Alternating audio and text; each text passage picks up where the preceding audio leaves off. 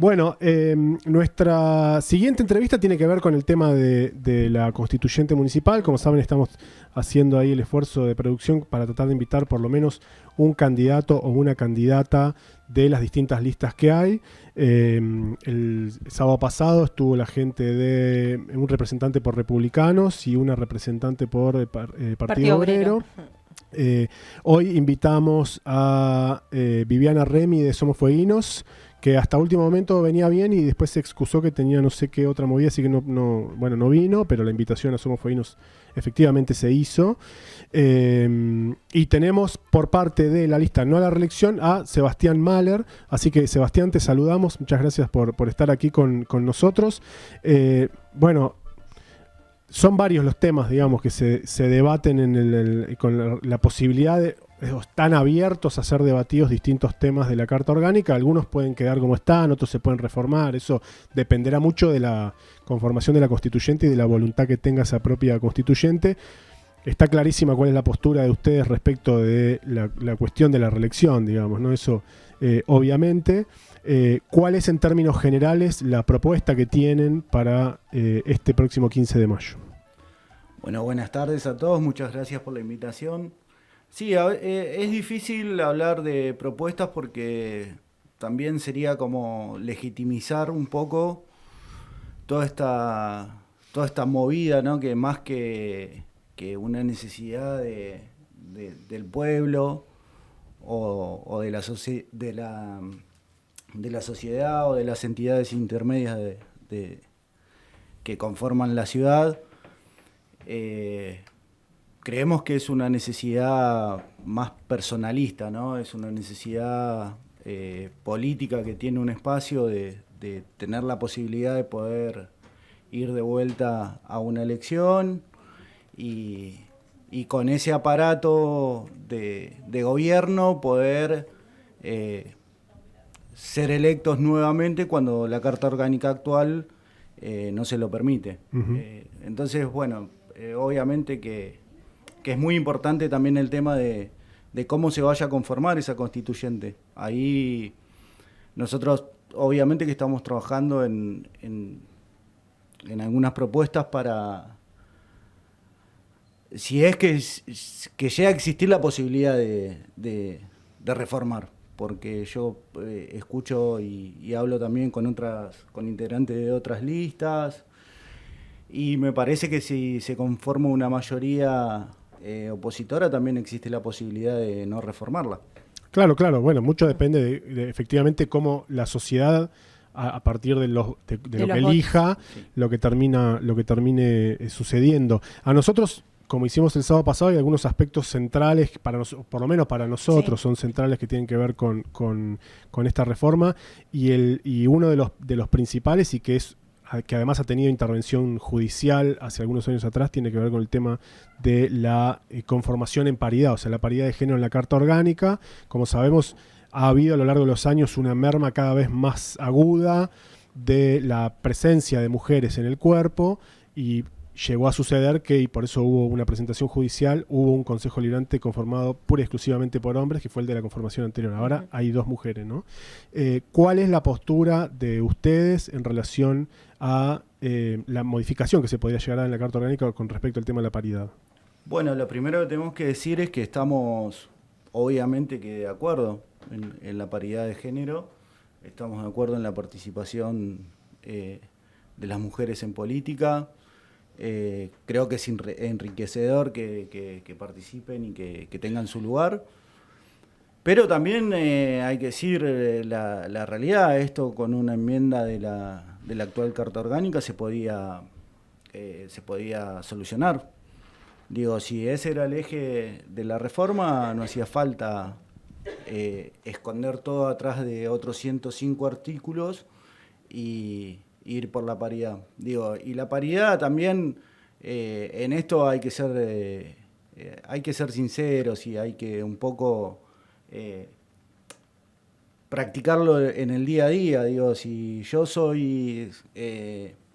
si tengo la posibilidad de gobernar, de ser intendente, digo, cuando voy a conformar mi gabinete, ¿cómo lo tendría que conformar? Si estoy diciendo que quiero paridad, ¿cómo lo conformaríamos?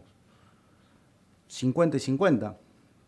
Entonces digo, ahora este gabinete municipal tiene un 35% de participación de mujeres y el resto son hombres. Digo, entonces... Con el cambio de nuevas autoridades quedó así, porque nombraron un sí, montón lo de único que secretarias. sí, la secretaria de Gobierno, Sí, pero mujer. solamente fue... Secretaria de Cultura, De Secretaria de Turismo. Gobierno, Secretaria de Turismo. Sí, la de Cultura era mujer. Sí, pero la de Sí, Turismo. pero digo, y de no es Hábitat, solamente... de Obras Públicas. Sí, digo, no es solamente secretarías, son secretarías, subsecretarías, coordinaciones, jefaturas de programa. Digo, un gabinete se conforma... lo que pasa es que es bastante amplio también y ese es otro de los temas que nosotros nos gustaría que se cumpla también con la Carta Orgánica y que sea más transparente, porque hoy si entramos en la página no podemos ver cómo está conformado el gabinete de la MUNI. Entonces, en este sentido decimos que el 35% son mujeres. Digo, no importa o sea, porque la participación, digo, no solamente las secretarías, no solamente las subsecretarías, sino No, igual Sí, o sea, la hablamos conformación siempre, general. lo que hablamos siempre con lo que sucede con las mujeres es que si nosotros vemos las estructuras de las diferentes organizaciones de una manera piramidal, sí, las mujeres pues siempre estamos en la base. Difícil y más nos si cuesta son muchas llegar a las la mujeres que cúpula. están en la base, tampoco Sí. está habiendo una paridad de género. Entonces, si hay una determinación que se nombre más secretarias que sí tienen poder de determinación en cuestiones varias, estamos hablando de algo más de paridad. En cuanto No, a está esto bien, que... una jefatura de programa tiene misiones y funciones también. No es tan piramidal. Tiene su determinación en distintos programas. Y entonces digo, bueno, ahí también tendría que estar la mirada de las mujeres. Ahora, Sebastián, yo Sí. te hago, porque está bien, o sea, la postura respecto de lo que hace la gestión del intendente Boto respecto de la paridad, Sí. también queda claro, digamos, la mirada que ustedes tienen. Pero yo lo que entiendo es que lo que está en debate respecto de la paridad es un reclamo que es social. Sí. Digamos, ninguna de las personas, por lo menos las que yo conozco, Nati, vos me podés llegar a corregir, conocés mejor el paño que yo, ninguna de las mujeres que hizo la presentación judicial hace 6, 7 años atrás más o menos, era integrante de este gabinete. Digamos, estamos hablando de gente incluso de otros espacios políticos y algunos ni siquiera. O sea que lo que pasó hace 6 o 7 años atrás fue que la sociedad habrá tomado partidos, algunos a favor, otros en contra. Yo conozco gente que no está a favor de una paridad 50 y 50, que creen que el sistema así está bien. Entonces, si yo tengo que tomar una decisión respecto a las listas que se presentan en relación al tema paridad, y sobre todo paridad versus preferencias, porque un poco también la discusión tiene que ver con que la preferencia de alguna manera se antepone a la paridad. La postura que ustedes llevan, ¿qué es lo que ustedes propondrían al respecto para poder resolver algo que va mucho más allá de una gestión, me parece, ¿no? Nosotros estamos de acuerdo en la conformación de los cuerpos con paridad. Uh-huh. El cuerpo legislativo con paridad. Uh-huh. ¿Y cómo? Y también... Perdóname, pero a mí a veces me cuesta resolver. No sé cómo se hace, aplicaría, porque vos claro. tenés el sistema DONT, por ejemplo, que hace que vos puedas empezar a contar a partir del 5% de los votos, a partir de ahí es proporcional según lo que los candidatos o las candidatas fueron sacando, pero también se mete el tema de la preferencia, entonces de alguna manera enmaraña o hace un entramado electoral bastante complejo, que a mí nunca me termina de quedar muy claro cómo hacemos a través de nuestros representantes para poder modificar y cambiar o sea, ¿cuál tendría que ser la ingeniería para que eso se resuelva? Hombres más preferidos, mujeres más preferidos, y hay paridad en la elección y hay paridad en la conformación. Esa es la propuesta para modificar, porque lo que decía era que se podía hacer con una enmienda. Sin modificar el sistema DON, sin vulnerar la voluntad popular y... Habiendo y dando 7 espacio... concejales, de alguna manera quedaría desfasado igual. Digo. Sí, un poco sí, pero bueno, Sí. digamos, eso De puede pasar. alguna manera quedaría 4 y desfasado. 3 tienen. 4 y 3, o sea, Exacto. nunca va a ser exactamente perfecto, claramente, ¿no? Pero es una manera de... Y con respecto a eso, la de cantidad de llegar a eso. concejales, ¿qué opinan desde el espacio? Y mirá, en la Constitución Provincial nosotros decimos, se dice que tiene que haber un representante cada 1.000 habitantes, cada 10.000 habitantes. El gran problema que tenemos, como para tomar una definición acerca de eso, es que hace mucho tiempo no tenemos un censo en donde podemos tener datos Más certero, sí. más certeros, más frescos. Entonces, ahí decir, bueno, las minorías van a estar representadas. Me parece que hoy estaría todo como para que sean 9 integrantes. Ujú. Bueno. Nosotros el sábado pasado un planteamiento que hizo Agustín Coto de Republicanos Sí. era que una de las propuestas que ellos querían plantear respecto de la ingeniería electoral era reducir, que el sistema DONT empezara a contar a partir del 3%. ¿Sí? O sea, que se empezara a disputar bancas a partir del 3%. El planteamiento de Coto era que eso le da la posibilidad a expresiones minoritarias, con todo el respeto lo digo, para que tal vez puedan empezar a contar. ¿Ustedes creen que eso está bien o el piso del 5% histórico que siempre se utilizó en todos los sistemas electorales bajo el DONT estaría bien? Mirá, yo creo que acá la participación política en Tierra del Fuego le ha dado la posibilidad a espacios y a partidos más chicos que los tradicionales que tengan representación en el Consejo Deliberante. El ejemplo más claro fue, creo que, el partido ECOS, que tuvo, o el PCP en su momento, si bien era gobierno provincial, pero digo, me parece que también pasa por la construcción política que haga cada espacio, las propuestas que lleve. Me parece que tendría que estar nutrido más por eso que por bajar el piso para que sí o sí haya participación. Digo, O sea, el piso del 5% hoy, según el padrón que tenemos, estamos hablando casi de 3.000 votos, poquito menos, ¿no? Estaría bien desde tu punto de vista. Me parece que está bien, o sea, me parece que el 5% es algo, es razonable. Digo, bajar el piso ya sería como incorporar minorías por incorporarlas y no tener en cuenta la voluntad popular. Y en cuanto al piso de las preferencias, porque también hacíamos mención en el programa pasado, lo hacía también el mismo candidato, en cuanto a poder por ahí subir el piso de la preferencia por la representación que significa eso de que el 15% de los votantes tenga más peso que el otro, el 85% que votó también a la lista. Mirá, yo lo que entiendo con el tema de las preferencias es un sistema que a mí me gusta y me parece que llama a la participación política de los jóvenes y genera una igualdad del que capaz que viene con, no sé, pocos recursos, pero viene con fuerza y viene haciendo un trabajo específico y la sociedad se lo reconoce desde ahí. Y me parece que en la última elección, si mis datos no son malos, creo que el 80% de los que votaron boletas de concejales, sea de cualquier espacio, prefirieron. Entonces digo... Se usa, digamos, es una herramienta que se usa. Digo, entonces, si el pueblo no está en desacuerdo, porque si no directamente no iríamos a poner una cruz o no preferiríamos. Entonces ya desde ese lado me parece que esa discusión ya la zanjó el pueblo. Entonces ahora tenemos que ver con tenemos que amalgamar todo esto, paridad, voluntad popular, sistemas de elección. Y eso de subir el piso de preferencia sería una actitud positiva que tiene una preferencia, es una acción positiva, ¿no? Estamos eligiendo a alguien porque confiamos en su trabajo, nos representa, entonces lo preferimos. Subirle el piso, me parece que un 15% es alto. O sea, si decimos que el 5% es para el DONT y le ponemos un 15% a la preferencia, si no, directamente lo que tenemos que decir, bueno, miren, saquemos la preferencia y ya está. Pasó lo mismo con legisladores, ¿no? Cuando en su momento el MOPOF en Río Grande se avivó el sistema de tachas, que esto y el otro lo utilizó, y cuando hubo que reglamentarlo, bueno, lo llevaron al 50% y nunca más se pudo aplicar. Y digo, tal vez era un buen elemento para la sociedad decir, bueno, a ver, este no me gusta.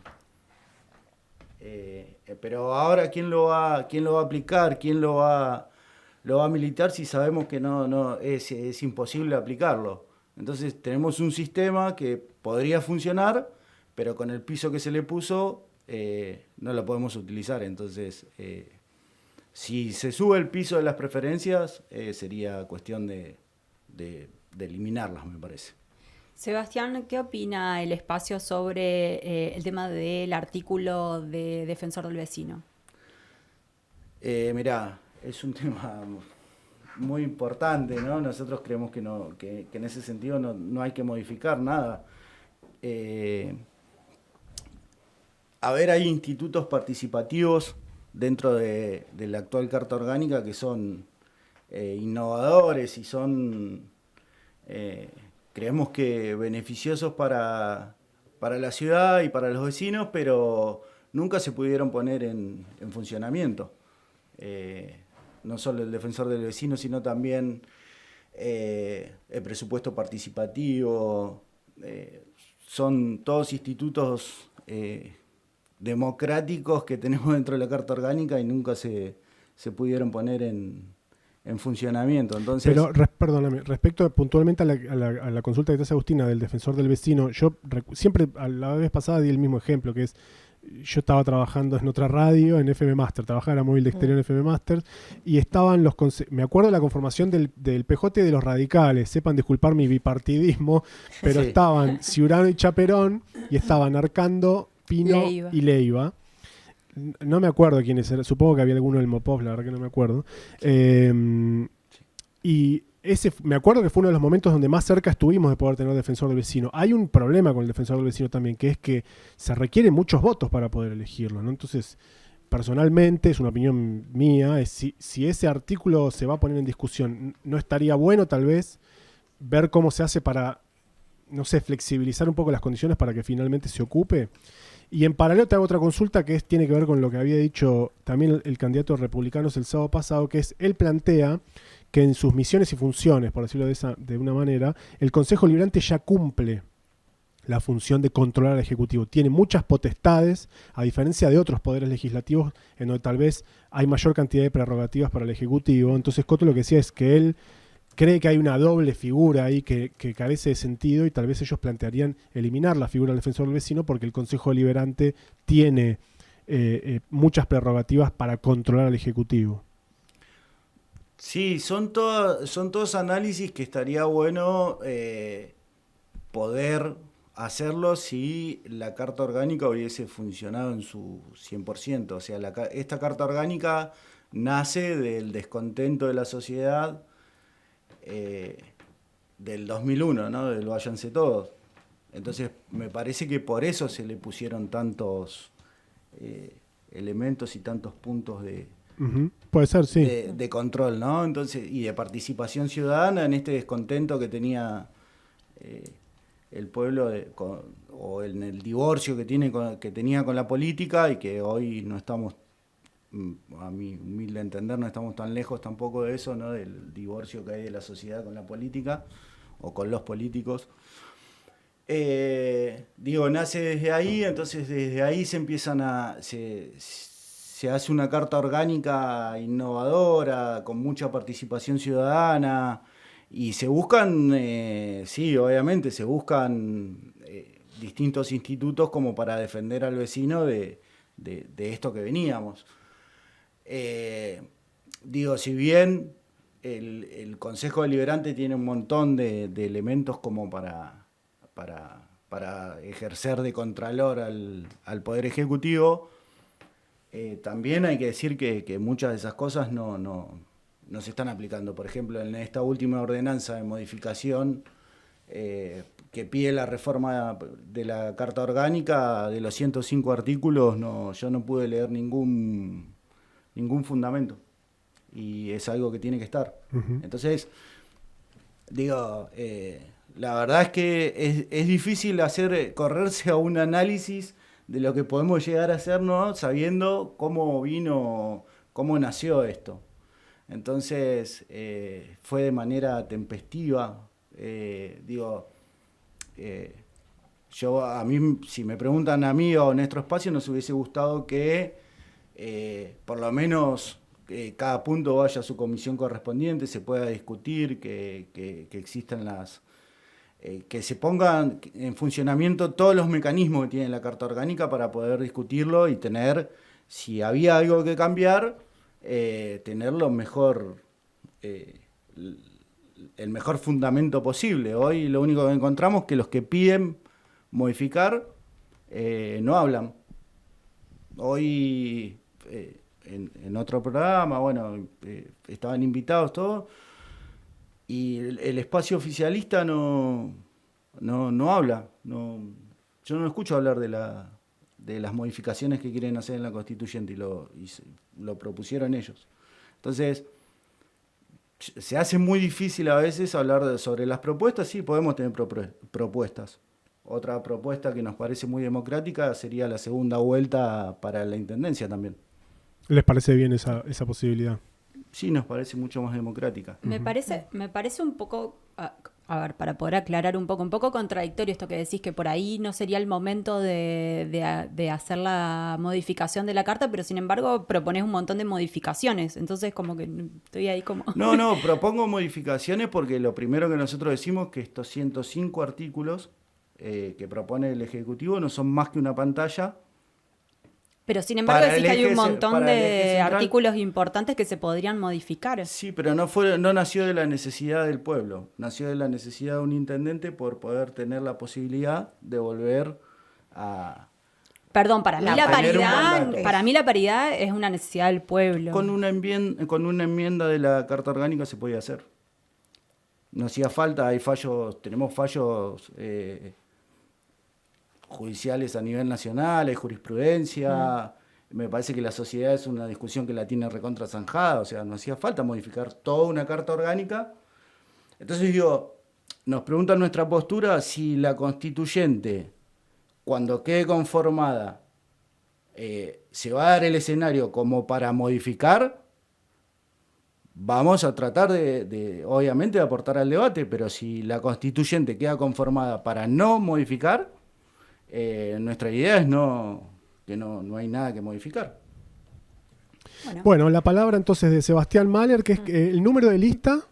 Es la lista número 97. 97, porque sí. Son dos partidos, es una alianza de dos partidos, ¿no? Soberanía Popular y el Partido Cerro. Así que, bueno, en este caso es Sebastián Mahler, uno de los integrantes de esa lista. Recuerden que es el 15 de mayo que vamos a todos votar. Los que vivimos en Ushuaia tenemos que ir a votar. Obligatoriamente. Es obligatorio, es una elección extraordinaria. Esperen que estoy acá, yo recuerden que estoy con doble imposición. Así que bueno, Sebastián, te agradecemos muchísimo por haber estado aquí. No se vayan, que vamos a estar hablando ahora con un especialista, porque le ha tocado estar en 2 instancias constituyentes a lo largo de su vida. No cualquiera. No cualquiera. Así que en un ratito vamos a estar tratando de analizar un poquito más justamente o imaginarnos cómo puede llegar a ser la dinámica de la constituyente, a ver cómo se puede llegar a dar. Sebastián, muchas gracias de nuevo por haber venido. No se vayan, que seguimos un poquito más con el delivery.